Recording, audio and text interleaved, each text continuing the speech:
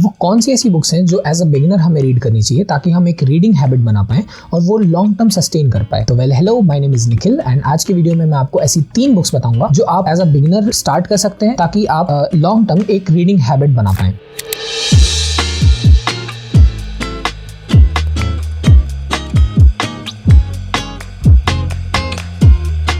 आज की हमारी फर्स्ट बुक है जो कि एक बहुत ही फेमस बुक है एंड आई एम श्योर ये हर रीडर ने पढ़ी होगी और इससे हर कोई रिकमेंड करता है एज अ फर्स्ट बुक, क्योंकि हर किसी की ये फर्स्ट बुक होती है। So the book which is I am talking about right now is this one, the alchemist. ये मेरी फर्स्ट बुक थी और this is a very easy to read book. Starting में आपको लग सकता है कि इसकी लैंग्वेज थोड़ी टफ है, बट जैसे जैसे आप रीड करेंगे फॉर एग्जांपल 10-20 पेजेस, देन इसके बाद आपको ये बुक कंफर्टेबल लगने लगेगी। सो this is a book about a boy named Santiago जो कि एक शेफर्ड होता है। शेफर्ड मीन्स लाइक जो बकरी चराते हैं। सैंटियागो को एक दिन एक ड्रीम आता है जिसमें उसे एक खजाना दिखता है और अगले दिन से ही वो अपना एक सफ़र शुरू करता है जिसमें वो इस खजाने की खोज में निकल जाता है। ये सफ़र इतना आसान भी नहीं होता, इतना मुश्किल तो होता ही है, पर उसे बहुत सारी ऐसी चीज़ें मिलती हैं इस राह में जो वो नई नई चीज़ें सीखता है और अपने एक्सपीरियंसेस गेन करता है। और आखिरी में इस स्टोरी में एक ट्विस्ट है जो कि आप जब पूरा पढ़ लेंगे तभी आपको समझ में आएगा। तो मैं कहूँगा you should give this book a read first of all and I'm sure you will love it. The second book which I'm talking about is a book from an Indian author which is Chetan Bhagat and Chetan Bhagat की वैसे तो मैंने पढ़ी थी 400 days जो कि अभी मेरे पास नहीं है, मैंने किसी को दी हुई है। and this is also a book जो चेतन भगत ने शायद second book थी उनकी और ये मैंने पढ़ रखी है। ये काफ़ी अच्छी बुक है, ये स्टार्टिंग से ही आपको हुक कर देगी, मतलब इसका प्रेमाइस ही ऐसा है कि आपको हुक कर देगी। सो मैं आपको एक छोटा सा प्रेमाइस दे देता हूँ इस स्टोरी के बारे में। तो ये स्टोरी है एक लड़के की जिसका नाम है श्याम और उसके कुछ दोस्तों की जो कि कॉल सेंटर में ही काम करते हैं। आपको पता ही होगा कॉल सेंटर में लोग रात भर काम करते हैं, वहाँ पे लाइक शिफ्ट्स होती हैं अलग अलग। तो शाम की जो शिफ्ट होती है वो चालू होती है कुछ रात के 11-1 बजे से और ये सुबह तक शिफ्ट चलती है शाम की। सो इस एक दिन की स्टोरी में काफ़ी कुछ ऐसा होता है जो कि हमें अपने बारे में भी सोचने के लिए मजबूर कर देता है कई बार। तो इसमें क्या होता है कि शाम और उसके दोस्त जब काम कर रहे रहते हैं कॉल सेंटर में, तो रात में इन्हें एक कॉल आता है और वो कॉल होता है भगवान का। जी हाँ, आपने सही सुना, भगवान का कॉल। अब भगवान क्या बात करते हैं, क्या होता है और इस स्टोरी में कैसे टर्न्स आते हैं और ये शाम की कैसी स्टोरी है जो वो उससे क्या सीखता है। बहुत ही जेन्युइन कैरेक्टर्स जो हैं चेतन भगत ने लिखे हैं इसमें, तो हम उनसे काफ़ी रिलेट कर पाएंगे अगर आप इन्हें पढ़ेंगे। तो मैंने काफ़ी रिलेट किया। ऐसी बहुत सी चीज़ें थी जिससे मुझे इंट्रोस्पेक्ट करने का मौका मिला अपने अंदर। तो I would highly recommend this book. ये नहीं तो आप 400 डेज पढ़ सकते हैं। 400 डेज जो मैं बता रहा हूँ जो मैंने पढ़ी थी, सेकंड बुक थी मेरी जो 400 डेज बुक है, उसमें हमारा मेन कैरेक्टर जो होता है उसका नाम होता है केशव राजपुरोहित एंड वो एक डिटेक्टिव एजेंसी बेसिकली स्टार्ट करता है अपने एक दोस्त के साथ मिलकर, which is not his full time job. वो एक IITian है पर IIM पास आउट है, पर अभी वो फिलहाल घर पे है, UPSC प्रिपरेशन कर रहा है, तो वो अपने पार्ट टाइम में as a hobby detective agency start करता है। सो फर्स्ट केस जो से मिलता है वो एक लेडी होती है आलिया, उसकी एक बेटी होती है। Now she is missing. अब ये पूरे 400 डेज की स्टोरी है जिसमें कि जो हमारा मेन कैरेक्टर है वो कैसे उस बच्ची को ढूंढता है एंड क्या क्या चीजें होती हैं। आप जब ये बुक पढ़ेंगे तो आपको काफी सरप्राइजेस भी मिलेंगे। शायद आप गेस ऑलमोस्ट थर्ड हाफ में जाके कर पाएंगे कि कौन होगा वो किडनैपर जिसने किडनैप किया होगा।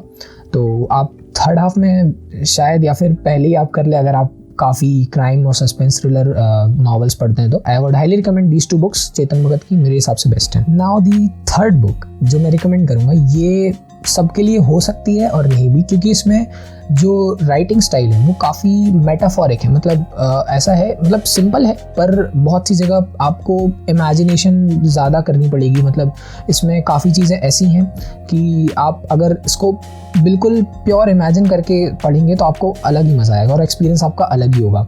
ये बुक मैंने पढ़ी थी तो थ्रू आउट द बुक मेरे फेस पे एक स्माइल थी, क्योंकि और ये राइटर जो है ये इसके बाद से मेरे एक फेवरेट राइटर बन गए जिनका नाम है मुराकामी। ये एक जापानीज़ राइटर है और इन्होंने काफ़ी अच्छी अच्छी नॉवेल्स लिखी हुई हैं, पर मेरी उनमें से सबसे फेवरेट ये है जो कि है नॉर्वेजियन वुड। ये स्टोरी एक कैरेक्टर है वातानाबे, उसके ऊपर बेस्ड है।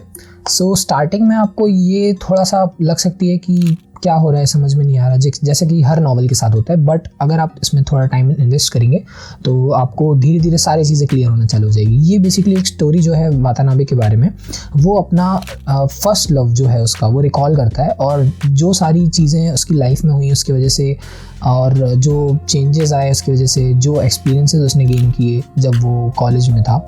सो this is all about it.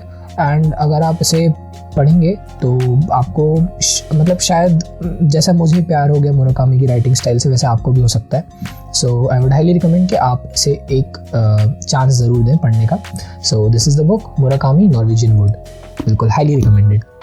So these were the 3 books. But ऐसा नहीं है कि ये बुक्स ही आपको पढ़नी है एज अ बिगनर। ऐसा नहीं है कि मैं बचपन से रीडिंग करते आ रहा हूँ। लाइक मैं जो बुक्स रीड कर रहा था वो सिर्फ मेरे स्कूल की बुक्स होती थी। लाइक हिंदी और इंग्लिश लिटरेचर में जो चैप्टर्स आते हैं वो मुझे बहुत इंट्रीग करते थे, मतलब मुझे काफ़ी इंटरेस्ट आता था ये सब स्टोरीज पढ़ने में। तो मैंने कभी पहले से बुक्स परचेज नहीं की। बट जब मैं निकला कि मुझे बुक्स पढ़नी है एक्चुअल में, मेरे को भी काफ़ी कन्फ्यूजन हुआ उस टाइम पे कि what book should I actually read. तो उस टाइम पे मैं थोड़ा बहुत रिकमेंडेशन देखता था यहाँ वहाँ के, पर मैं आपको यही सजेस्ट करूँगा कि आप अगर किसी बुक स्टोर पे जा रहे हैं या फिर फॉर एग्जांपल ऑनलाइन ऑर्डर कर रहे हैं, तो वो कोई ऐसी बुक देखिए जिसका आप प्रेमाइस पढ़ें, आपको मजा आए उसको पढ़ने में, और आपको लगे मुझे इसे पढ़ने में इंटरेस्ट आ सकता है, तो आप वही बुक उठाइए। और मैं यही रिकमेंड करूँगा कि स्टार्टिंग में आप सिर्फ फिक्शनल बुक्स पढ़िए, क्योंकि मेरा भी इंटरेस्ट इससे आया था कि सेल्फ डेवलपमेंट में जब मैं जर्नी में गया था तो मुझे लगा कि सेल्फ हेल्प बुक्स जितनी भी होती हैं, for example money related books, discipline related books और प्रोडक्टिविटी रिलेटेड बुक्स, तो मैं सोच रहा था यही बुक्स मुझे पढ़नी चाहिए। पर टू बी ऑनेस्ट वो बुक्स में इतना आपको मजा नहीं आएगा। मतलब जब आप एज अ बिगनर होंगे तो आपका इंटरेस्ट ही नहीं बैठ पाएगा। फॉर एग्जाम्पल आप 5 मिनट पढ़ेंगे और बोर हो जाएंगे। इसलिए आई वुड रिकमेंड कि कोई ऐसी फिक्शनल बुक उठाइए जिसे पढ़ने में आपका इंटरेस्ट आए और आप हुक हो जाए। और ताकि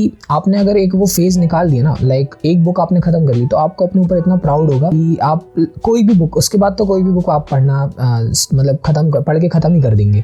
जैसे कि मैंने जब एल्केमिस्ट खत्म की थी, मुझे ऑलमोस्ट इसे पढ़ने में डेढ़ महीना लग गया था। एंड 1.5 महीने में मैंने बहुत धीरे धीरे बुक पढ़ी थी। और ऐसा भी नहीं है कि मैं पूरा एक्यूरेट 1.5 महीना लगा था, मैंने लाइक 2 महीने तक ये बुक खींची थी। मतलब कभी पढ़ रहा हूँ फिर कभी बंद कर दी। पर जब मैंने खत्म कर ली इस बुक को तो मुझे अंदर से एक प्राउड वाली फीलिंग आई कि हाँ एक्चुअली मैं भी बुक्स खत्म कर सकता हूँ पढ़ के। और बुक्स पढ़ने का एक अलग ही जर्नी होती है वो अपने में, कि आप जब बुक स्टार्ट करेंगे और फिर जब उसे एंड करेंगे तो आपके सारे इमोशंस जो होंगे वो डिफरेंट होंगे। तो आई वुड रिकमेंड कि आप रीडिंग हैबिट एक बिल्ड कर ले। और रीडिंग हैबिट कैसे बिल्ड करते हैं इस पर मैं वीडियो बना सकता हूँ, नेक्स्ट वीडियो बनाऊंगा मैं। थोड़ा शॉर्ट में अगर मुझे बताना हो तो मैं कहूँगा कि आप जस्ट हर दिन एक टाइम निकालिए, एक डिसिप्लिन बना लीजिए। फॉर एग्जाम्पल मैंने बनाया था कि मैं ब्रश करने के बाद जब मैं कॉफ़ी पीता हूँ तो मैं कॉफ़ी के साथ में एक बुक लेके बैठ जाता हूँ। तो भले ही मुझे इंटरेस्ट आ रहा हो चाहे ना आ रहा हो, मैं एटलीस्ट 5 पेज पढ़ने का ट्राई करता हूँ कि मैं 5 पेजेस पढ़ लूँ। एंड अगर उसके बाद भी इंटरेस्ट नहीं आ रहा तो मैं उसमें बुक मार्क लगा के छोड़ देता था। ऐसे कर करके धीरे धीरे मैंने हर दिन पढ़ना स्टार्ट किया। तो इसमें क्या हुआ कि मेरी एक हैबिट बिल्ड होती गई और साथ साथ में मेरे को बुक्स पढ़ने में मजा भी आने लगा। This is it for today guys, and thank you for watching. मेरा ये पहला वीडियो था। अगर मैंने कुछ जो भी गलती हुई हो इस वीडियो में या कुछ भी मिस्टेक्स हुई हो तो आप मुझे प्लीज कमेंट सेक्शन में बताइएगा। एंड मैं ऐसे ही कंटेंट लाने का सोच रहा हूँ जिसमें कि मैं अपने इंटरेस्ट की चीज़ें शेयर करूँगा, जिसमें कि बुक्स हो सकती हैं। And I am also a freelance video editor, जो कि अभी मैंने थोड़ा होल्ड पे रखा हुआ है, और वो क्यों रखा हुआ है वो भी मैं बताऊँगा आगे वीडियोज़ में। तो मैंने कैसे ये हैबिट बिल्ड की और कैसे मैं ये स्किल डेवलप की फ्रीलांसिंग की, ये भी मैं आगे अपने वीडियोज़ में शेयर करूँगा। सो this is a short intro about my self and this is a short video. Short तो नहीं, काफ़ी बड़ा हो चुका है, पर लेट्स सी। और आप बताइए अपने हिसाब से जो भी आपको, अगर मेरा कंटेंट पसंद आ रहा है या फिर कुछ भी मज़ेदार टॉपिक्स आपको लगते हैं जो मैं कवर कर सकता हूँ, तो डेफिनेटली आप कमेंट सेक्शन में बताइएगा, मैं बिल्कुल उस पर वीडियो बनाऊँगा। And thank you for watching, bye bye.